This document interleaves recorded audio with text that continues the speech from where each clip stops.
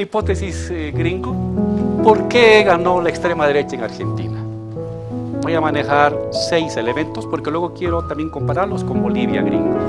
Y el primero es lo que hemos mencionado, la inflación del 140%. Es una inflación muy fuerte.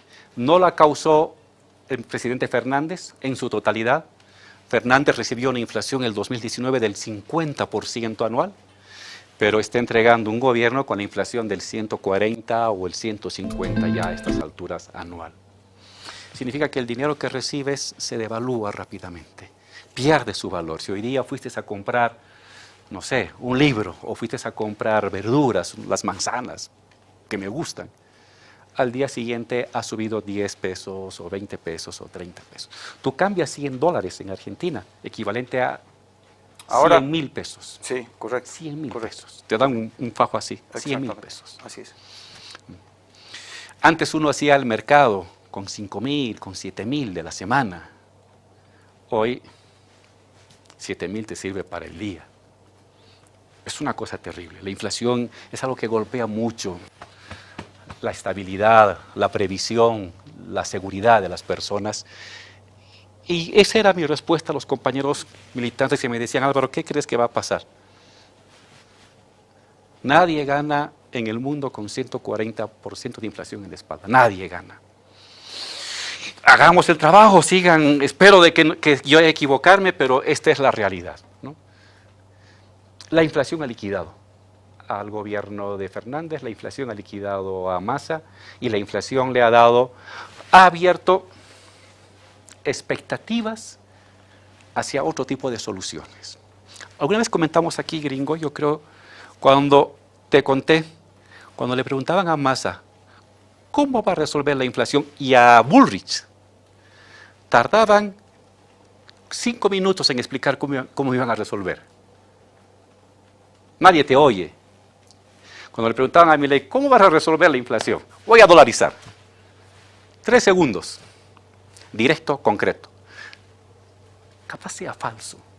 De hecho, creo que es falso. Pero es una respuesta que taladra tu cerebro, que te da una certidumbre ilusoria de que vas a cambiar ese destino tan terrible. Y claro, hasta en el último debate, cuando tú le enrostrabas a Massa el tema de la inflación, no está fácil resolverla, ¿no? Evidentemente. En mi lectura, le correspondía a Massa haber bajado la inflación del 120 o del 100 cuando él entró al gobierno como ministro, al 90 en 4 meses, y luego al 80, y luego decir, miren, Ya estamos bajando. estamos bajando. En los siguientes meses lo voy a bajar a 50 y en un año va a ser 10. Pero tengo que hacerlo, no basta decirlo, porque estoy en el gobierno. En cambio, Milei puede decirlo, no está en el gobierno y es creíble. Cuando estás en el gobierno, tu decir tiene que venir acompañado con el hacer. Entonces, esa era la necesidad que tenía Massa, bajar 10, 20 puntos en esta campaña. No lo hizo, más bien se continuó subiendo. Y para mí ese es el hecho fundamental de la derrota de Massa y del peronismo en estas elecciones. Correcto. Antes de que expliques los otros puntos, te pregunto, dentro de estos que son 2, 4, 7 puntos que has marcado, ¿este es el de mayor gravitación de los 7 puntos? Sí, el mayor. ¿En qué porcentaje? Un 50%. De acuerdo. Está bien. El segundo punto es de que fue un gobierno, el gobierno del cual Massa es su ministro de Economía, o sea, uno de los más importantes, no llevó adelante ninguna reforma económica para enfrentar la inflación.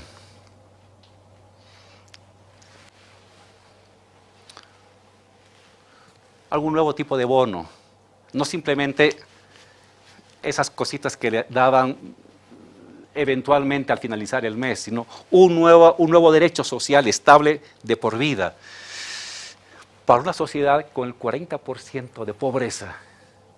40% de pobreza. Con una sociedad con una inflación del 140%, un gobierno progresista tiene que tomar medidas radicales. Para eso entra al gobierno el progresismo. No entra para administrar la inflación, entra para acabarla. Y si no estás preparado para eso, mejor no entres.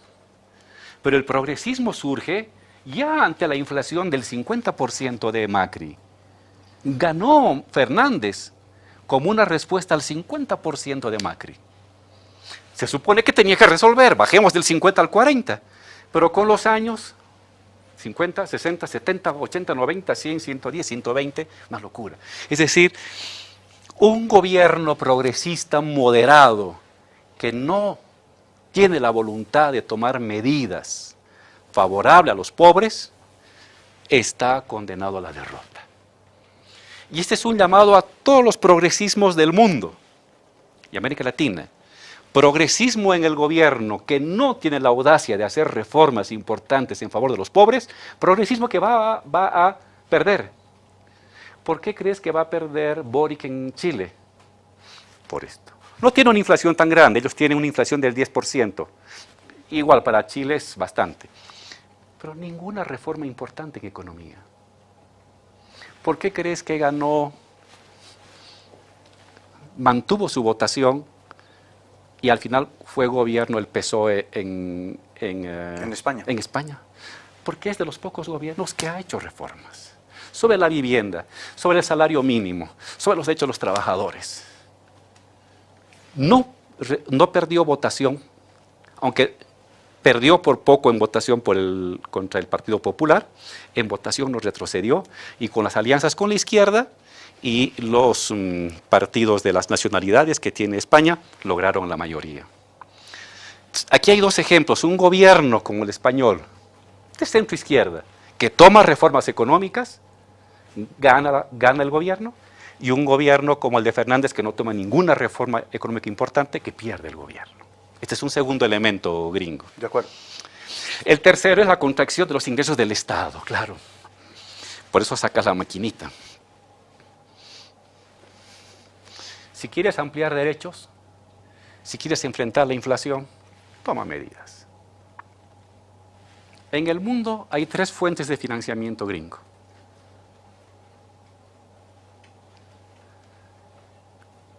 A los pobres, dinero de los pobres, son muchos, los puedes ajustar, eso se llama ajuste, quitarles salarios, quitarles derechos. A los ricos y la inversión que puedes conseguir afuera. Solamente hay esas 3 fuentes. La inversión que viene de afuera ha retrocedido en América Latina, a excepción de México, porque la producción que se iba a China ahora está comenzando a desplazarse hacia México, en esta lógica de desglobalización regionalizada o territorializada. ¿Cómo consigues dinero para mejorar la salud, para mejorar los salarios, para combatir la inflación? ¿Impuestos a los ricos o impuestos a los pobres? Impuestos a los pobres se llama inflación. Este es impuesto a los pobres. Ajuste a los pobres. ¿Qué otra opción tiene un gobierno progresista?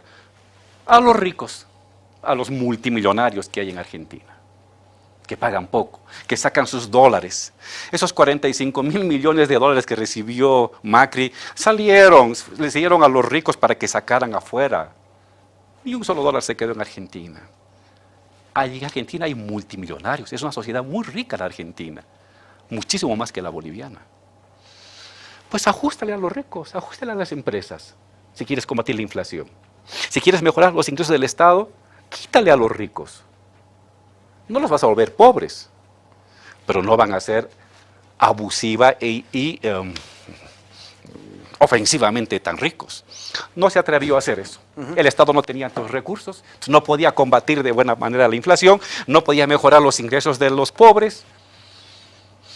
Un Estado sin recursos es un Estado que no tiene capacidad de medidas que favorezcan a la gente. Inacción, bueno, estoy repitiendo un poco, la inacción para resolver el principal problema de la inflación. Y esto que yo lo comenté con varios compañeros y algunos ministros. En la lógica del peronismo gringo, es la lógica de los años 40 y 50. Es decir, el mundo sindicalizado. Eso fue el sostén del peronismo. Y en la lógica de su desarrollo es, todos los demás sectores no sindicalizados, poco a poco se van a sindicalizar. Pero resulta que no. Resulta que en el mundo entero vas a tener un mundo sindicalizado y un mundo informal. El peronismo no conoce la informalidad. No conoce, no entiende la informalidad. Y es el 40%. De pobres y de informales es el 40%, hasta quizás el 50% de informalidad. Aquí en Bolivia somos el 70% de informalidad. Es un mundo del trabajo, es un mundo de trabajo familiar, de trabajo campesino, de microempresa, de cosas muy híbridas. Para ellos tienen políticas sociales, pero no tienen políticas económicas. Y a este mundo informal hay que darle políticas económicas porque son sujetos dignos. ¿Qué es una política económica? Lo que colocamos nosotros, gringo, en la Constitución. En la Constitución está las cooperativas. Son son sujetos reconocidos en la Constitución como actores económicos en la minería. ¿Que deben pagar más impuestos? De acuerdo, pero son sujetos. Antes eran la periferia. No existían en la Constitución, no existían en las leyes los cooperativistas. Nosotros los reconocemos. Porque están ahí, van a estar ahí, no van a desaparecer, no van a entrar a Comibol. Van a seguir siendo cooperativistas hoy, en 10 años, en 20, en 30, en 40 y en 50. Igual en Argentina. Los microempresarios, los comerciantes, el trabajo informal, el trabajo precario va a seguir existiendo 10, 20, 30, 40, 50 años. Entiéndelo y asúmelo como sujeto económico, digno de derechos. No como una anomalía temporal que va a desaparecer. Y no entiende a los jóvenes. Vi una encuesta gringo de que de los jóvenes entre 15, porque creo que votan a los 15, 16. A los 16, de 15 a los 25, el 78% por Milei. El 78%. Impresionante. Entiende cuáles son sus criterios, por dónde van, cuáles son sus expectativas, por dónde puedes encauzar su rebeldía. No te la enfrentes, canalízala. Ahí el peronismo no pudo hacer gran cosa. Ahí Milei se los jaló. ¿Mm? Peleas internas, la separación entre la presidenta Cristina, vicepresidenta actual, y el presidente Fernández, que no se hablaban, que no se comunicaban, que no se reunían, que se mandaban mensajes por conferencias de prensa. Esto cansa a la gente, le aburre, genera contradicciones internas. Y una derecha que supo aprovechar todo esto. Una derecha audaz que cabalgó, que entendió el problema y les supo hablar a los jóvenes, supo dar respuestas ilusorias, pero respuestas concretas a la inflación, a los problemas de los ingresos de las personas, en fin. Toda la suma de estos elementos para mí es lo que tendría que explicar la victoria de Milei en la Argentina. ¿Y por qué lo puse gringo? Porque quiero verlo con Bolivia, si me permites 2 segundos. Claro. Aunque creo que tengo todavía un cuadrito más, cuadro, sí. que es como un resumen. En el mundo entero las extremas derechas surgen como reacción a las izquierdas. En Bolivia, en Argentina, en Brasil, cada vez que surge un gobierno de izquierda, quedan un poco atontadas las derechas, pero luego reaccionan. Violentamente, democráticamente, pero reaccionan. Siempre va a haber una extrema derecha frente a una izquierda progresista, siempre. ¿Cuándo puede triunfar esa extrema derecha? Cuando cometemos errores los izquierdistas y somos tímidos. Ahí perdemos. No le tengas miedo a la derecha ni a la extrema derecha. Tenle miedo a tus errores, a tu timidez. Porque esto es lo que da la victoria a la derecha. Derecha siempre va a haber. Extrema derecha siempre va a haber. En Bolivia, el ascenso de los indígenas ha generado una reacción de las clases medias altas contra la presencia indígena en el poder, en el Estado, en la economía, en las universidades, en los barrios. A ver, pues ellas van a ganar, no por eso, van a ganar si nosotros cometemos errores, si no entendemos lo que está pasando con el pueblo, si no respondemos a sus necesidades, si no tomamos medidas audaces contra el poder económico de las derechas. Ahí ellas pueden aprovechar y ganar. Pero si nosotros somos audaces, tomamos medidas, esta extrema derecha siempre va a ser minoritaria, ruidosa pero minoritaria, porque tú estás favoreciendo a la mayoría, y la mayoría te da el voto y la victoria. Eso es la victoria del 2005, la victoria del 2009, la victoria del 2014, 15, la victoria del 2017, del 2019, la victoria del 2020, eso es. No retrocedas en tus medidas. Para la izquierda, paralizarse es la derrota. De acuerdo. Decías, quiero hablar de Bolivia. ¿Quieres volver Rápidamente al cuadro anterior? Sí, Volvemos al cuadro anterior, por favor, compañeros. Ahí está. De estos, en Bolivia, ¿qué hay? No hay nuevas reformas económicas importantes. Hay contracción de los ingresos del Estado. Hay inacción gradual, no plenamente, para responder los problemas fundamentales de las mayorías. Desconocimiento de la realidad, no tanto, porque hemos tomado medidas frente a los informales y hay que mantenerlas, medidas favorables. A la juventud no se la está comprendiendo.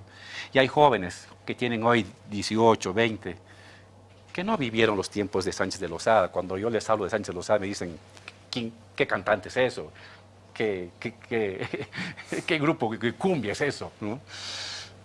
Hay que entender el lenguaje y las expectativas de los jóvenes. Aquí tenemos problemas. Peleas internas peores que las de Argentina y una derecha que todavía no está sabiendo aprovechar, esperemos, no sepa aprovechar nuestros problemas. Y por supuesto no hay inflación. Este es un elemento clave para nosotros. La inflación, no tenemos una inflación importante, se mueve en el 2, 3%, en inflación hasta el 4%, en alimentos hasta el 4, 5%, pero es una inflación controlada por los gastos del Estado. Pero estos elementos están comenzando a crecer. Cuidado. Ajá. Si a estos elementos que están comenzando a crecer en Bolivia se le sumara una crisis económica grave, las condiciones estarían para una extrema derecha mileísta. No estamos ahí. Esperemos que no estemos. Pero aquí hay señales de preocupación que hay que saberlas cortar a tiempo.